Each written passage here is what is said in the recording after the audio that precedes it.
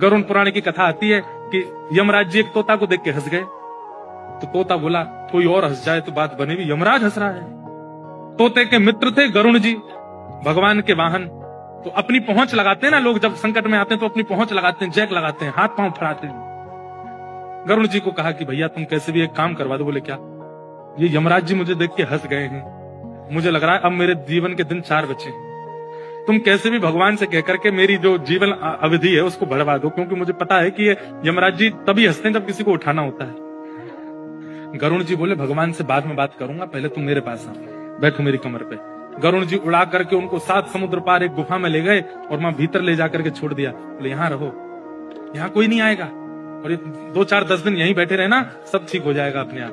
और मैं जाके भगवान, मैं यमराज जी से बात करता हूँ, भगवान को छोटे काम के लिए क्यों बोलना, मेरी पहुंच तो सब जगह है। मैं भी रसातल में जाके यमराज जी से कहता हूँ तुझको नहीं लेके जाएंगे, ठीक है? तोता बड़ा खुश हुआ, बहुत बढ़िया है, मैं यहीं रह लूंगा 4-5 दिन। यमराज जी के पास गए सीधे गरुड़ जी। गरुड़ जी तो भगवान के वाहन है, सब खड़े होते हैं, उनको देख के यमराज जी बोले आइए आइए। कैसे आए? बोले हम बस एक बात कहने आए हैं, फिर हमको जाना है वैकुंठ। हमारा एक मित्र है तोता, वहां का, उसका ये नाम है। बोले अच्छा, तुम उसको देख के हंस गए थे परसों, क्यों हंसे थे? कोई योजना बन रही हो तो मत बनाना। अच्छा, उस वन के तोते के बारे में? बोले हाँ, मैं तो उसको देख के इसलिए हंस गया था, मैंने कि देखो कैसे कर्म की विधि, ये अभी यहाँ बैठा है और इसकी मृत्यु 7 समुद्र पार एक गुफा में बिल्ली के खाने से होगी, और मैं ये सोच के हंस रहा था कि ये 7 समुद्र पार पहुंचेगा कैसे।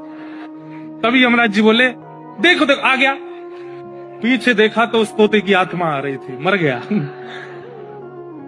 गरुड़ जी बोले मैं ही छोड़ के आया था इसे।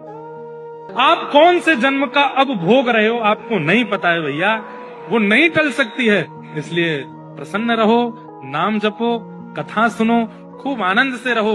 इस बात का दोष मत दिया करो कि हम इतना अच्छा करते हैं, हमारे साथ बुरा क्यों होता है।